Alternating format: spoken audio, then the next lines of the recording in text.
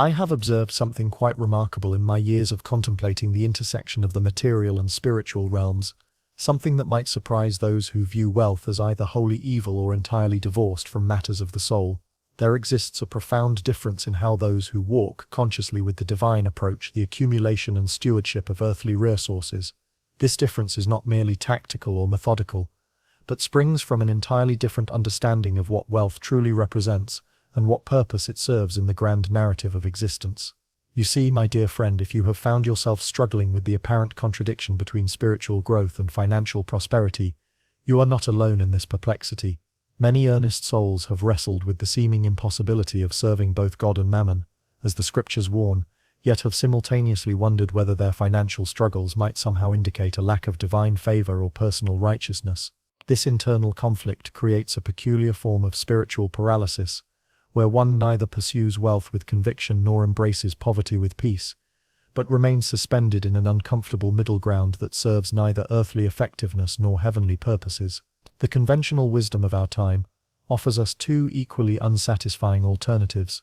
On one hand, we have those who would reduce all spiritual considerations to mere positive thinking exercises, treating prayer as a cosmic vending machine, where sufficient faith deposits result in material rewards. On the other hand, we encounter those who regard any concern with financial well-being as evidence of spiritual immaturity, as though the Creator who formed the intricate economic systems of nature somehow disapproves of his children understanding and working within the economic systems of human society. Both approaches miss something essential about the true nature of reality and our place within it. What I propose to share with you today emerges from a different way of seeing altogether, one that recognizes the profound interconnectedness of the material and spiritual dimensions of existence. For just as Aslan's country contains all that was ever good and beautiful in the Shadowlands, but in a more real and vivid form, so too does the spiritual life contain principles that, when properly understood and applied, transform our relationship with earthly resources in ways that honor both heaven and earth.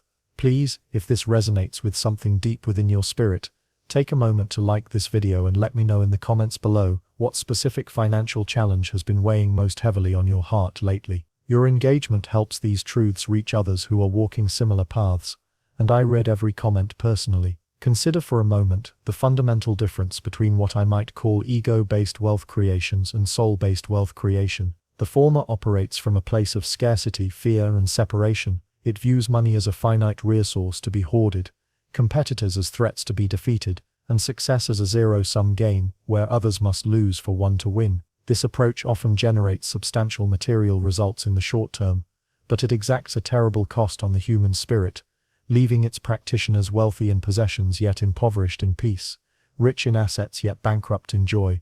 Those who understand spiritual principles, however, approach wealth from an entirely different foundation. They recognize that true abundance springs not from grasping but from giving, not from accumulation but from circulation, not from fear but from love. They understand that money, like water, must flow to remain pure and life-giving. Stagnant wealth hoarded out of fear becomes as spiritually toxic as stagnant water becomes physically toxic. But wealth that flows in service of love, truth, and divine purpose becomes a river of blessing that nourishes everything it touches. This difference manifests itself in countless practical ways. The spiritually aware wealth builder does not simply ask, how can I make more money, but rather, how can I create more value for others, while honoring the divine principles that govern all true prosperity. They understand that the universe operates on laws as precise and reliable as those that govern the physical realm, and that attempting to violate these spiritual laws in pursuit of material gain is as futile as attempting to violate the law of gravity. When such individuals encounter financial obstacles, they do not simply strategize and hustle harder, though strategy and effort certainly have their place. Instead, they first examine their own hearts and motivations, asking whether their desires align with divine will, whether their methods honor spiritual principles, and whether their ultimate purposes serve the greater good. They understand that external financial blocks often reflect internal spiritual blocks, and that lasting transformation requires work at both levels simultaneously. They also approach timing very differently than the worldly minded. While others may rush frantically toward financial goals driven by ego's impatience, the spiritually aware understand that divine timing operates by different principles entirely. They learn to recognize seasons of preparation, seasons of planting, seasons of growth, and seasons of harvest. They understand that attempting to force results outside of their proper season is not only ineffective but actually counterproductive to long-term spiritual and material prosperity. Now I want to pause here for a moment because I sense that some of you listening to this may be feeling a deep resonance with what I'm sharing, yet also feeling somewhat isolated in your approach to these matters. Perhaps you have tried to discuss these concepts with friends or family members who simply cannot understand how spirituality and financial success might be compatible. Perhaps you have felt alone in your conviction that there must be a higher way to approach material prosperity. If this describes your experience, please take a moment to leave a comment below sharing just one word that captures how you're feeling right now about your financial journey. It might be confused or hopeful, or frustrated or excited, or whatever feels most true for you in this moment. Your comment serves two purposes that I believe will bless you. First, it helps you clarify your own thoughts and feelings by putting them into words. There is something powerful about making our internal experiences external through expression. Second, it connects you with others who are walking similar paths. Often you will find that your comment resonates with someone else who reads it and feels less alone in their journey. I want you to know that this community we're building together is a place where these conversations are not only welcome but essential. We need each other's wisdom and encouragement as we navigate these deeper waters of spiritual economics. So please, don't just watch passively, engage with us, share your heart, let yourself be seen and heard. The spiritually aware approach to wealth creation also involves what I would call imaginative participations in divine abundance. Just as in my tales of Narnia, the characters must learn to see beyond the apparent limitations of their immediate circumstances to perceive the greater reality of Aslan's power and presence. So too must we learn to see beyond apparent financial limitations to perceive the infinite creative power that underlies all manifestation. This is not mere wishful thinking or denial of practical realities. Rather, it is a trained capacity to hold simultaneously the awareness of current circumstances and the vision of divine possibility. Such individuals spend time in what might be called sacred imagination, regularly contemplating not just what they want to achieve financially, but how such achievement might serve love, truth, and the highest good. They envision not just their own prosperity, but the ways in which their prosperity enables them to be better servants of the divine and more effective agents of blessing in the world. This practice gradually aligns their consciousness with divine purposes and opens channels through which higher guidance and provision can flow. They also understand the principle of stewardship rather than ownership. While those operating from ego consciousness tend to view themselves as owners of their wealth, those with spiritual understanding recognize themselves as stewards of resources that ultimately belong to the divine. This shift in perspective profoundly affects how they acquire, manage, and deploy their financial resources. They understand that they are accountable not just for the amount they accumulate, but for how they accumulate it and what they do with it once it is under their care. This stewardship consciousness manifests in practical ways such as ensuring that their business dealings are conducted with integrity, that their investments align with their values, and that their charitable giving flows from genuine love rather than mere obligation or tax strategy. They understand that money earned through deception or exploitation carries spiritual contamination that ultimately undermines both material and spiritual prosperity, while money earned through genuine service and value creation carries divine blessing that multiplies its positive impact. Another distinguishing characteristic of spiritually aware wealth builders is their relationship with what I might call divine guidance in financial decision-making. Rather than relying solely on market analysis, business intelligence, and strategic planning, though these certainly have their place, they also cultivate the capacity to receive and recognize spiritual guidance regarding their financial choices. They understand that the same divine intelligence that coordinates the movements of galaxies and the migration of birds is also available to provide wisdom regarding their investment decisions, business opportunities, and financial timing. This does not mean they become passive or abdicate personal responsibility for their choices. Rather, it means they learn to hold their analytical minds and their intuitive faculties in creative partnership, allowing both earthly wisdom and heavenly insight to inform their decisions. They develop sensitivity to what might be called spiritual signals regarding financial opportunities, learning to distinguish between the voice of divine guidance and the chatter of ego-driven wishful thinking. They also understand the importance of what might be called gratitude-based economics. While worldly approaches to wealth often spring from dissatisfaction with current circumstances and desperate striving for something different, spiritual approaches to prosperity emerge from a foundation of gratitude for what already exists. This gratitude is not a passive acceptance of limitation, but rather an active appreciation for the abundance that is already present, even if not yet in the forms one ultimately desires. This grateful consciousness creates what we might call a magnetic field of appreciations that actually attracts more experiences and circumstances worthy of gratitude.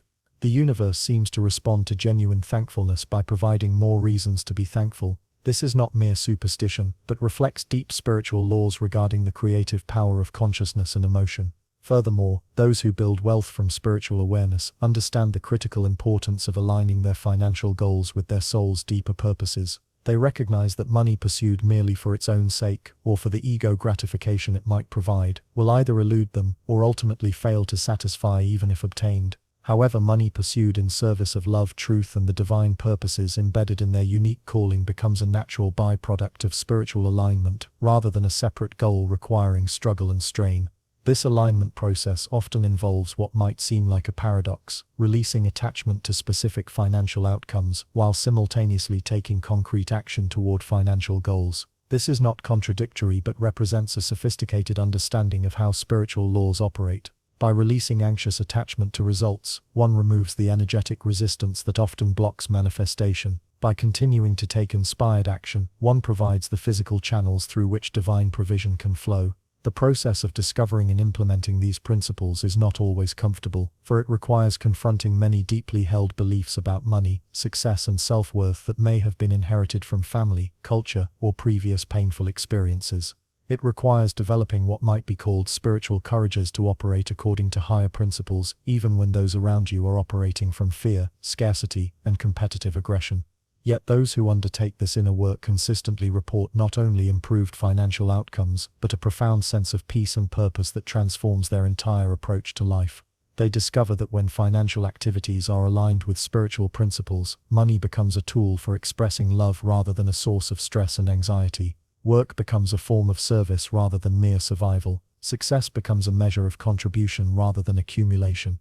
The transformation also extends to their relationships with others.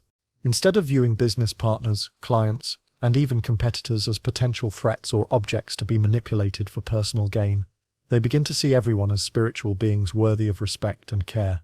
This shift in perception often improves their business relationships dramatically, as others respond positively to being treated with genuine care and consideration, rather than as mere means to financial ends. I want to share with you that the path I am describing is not a quick fix or a simple formula that can be applied mechanically for guaranteed results. It is rather an ongoing journey of spiritual development that happens to include financial prosperity as one of its natural fruits. It requires patience, persistence, and a willingness to grow in ways that may initially feel uncomfortable or unfamiliar. The methods I am hinting at involve practices that integrate prayer and meditation with practical financial planning, that combine spiritual study with business education, and that unite inner development with outer action.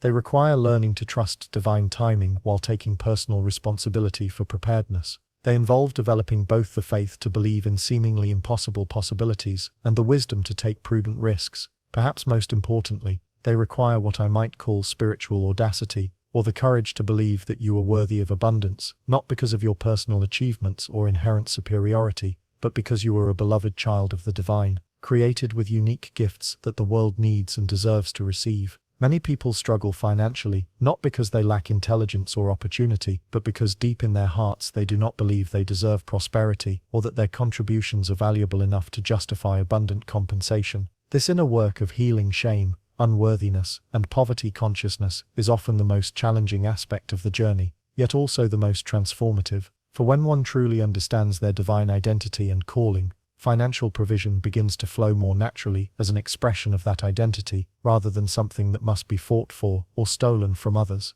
The process of this inner healing often reveals layers of false belief that have been accumulated over years of exposure to worldly thinking about money and worth. Many discover that their financial struggles stem not from external circumstances alone, but from deeply buried convictions that they are somehow undeserving of abundance, or that desiring prosperity makes them selfish or unspiritual. These beliefs, often formed in childhood through well-meaning but misguided religious teaching or family attitudes toward money, create invisible barriers that no amount of external effort can overcome. The spiritually aware individual learns to bring these hidden beliefs into the light of divine truth. Examining them with both compassion and courage, they discover that God's desire for His children is not poverty and struggle, but abundance and joy. They recognize that their unique gifts and calling represent divine investments that are meant to yield returns, not just for themselves, but for the entire world. This understanding transforms their relationship with money from one of guilt and anxiety to one of grateful stewardship and joyful responsibility. The practical applications of these principles are as diverse as the individuals who apply them, but they consistently involve bringing spiritual wisdom to bear on earthly challenges, allowing divine love to inform business decisions, and using material resources to advance spiritual purposes. They result in businesses that serve genuine needs rather than manufactured desires, investment strategies that support values rather than merely maximizing returns, and charitable giving that flows from abundance rather than obligation. I have witnessed remarkable transformations in those who embrace this approach. There was a merchant I once knew who began each business day with prayer, not asking for personal gain, but seeking guidance on how to serve his customers better. His profits increased not because he became more aggressive or manipulative, but because his genuine care for others created loyalty and trust that no marketing strategy could manufacture. Another individual transformed her investment portfolio by aligning it with companies whose values reflected her spiritual convictions, rather than diminishing her returns. This approach actually improved them over time, as businesses built on solid ethical foundations proved more resilient and sustainable than those pursuing profit at any cost. These examples illustrate something profound about the nature of spiritual economics. When we align our financial activities with higher principles, we tap into currents of blessing that flow from the very heart of creation itself. We become partners with the divine in the great work of bringing heaven to earth, and discover that prosperity pursued in service of love becomes both more sustainable and more satisfying than wealth accumulated through purely selfish means. As we draw toward the close of our time together today, I want you to understand that what I have shared represents only the beginning of a much deeper conversation about the integration of spiritual and material life. The journey of learning to build wealth in alignment with spiritual principles is one of the most rewarding adventures a soul can undertake, for it allows you to experience abundance at every level of your being while contributing meaningfully to the welfare of others. This is not about becoming wealthy so that you can escape the concerns of ordinary life, but about becoming wealthy so that you can engage more fully with life's challenges and opportunities. It is about discovering that financial prosperity, when properly understood and pursued, can become a vehicle for spiritual growth rather than an obstacle to it.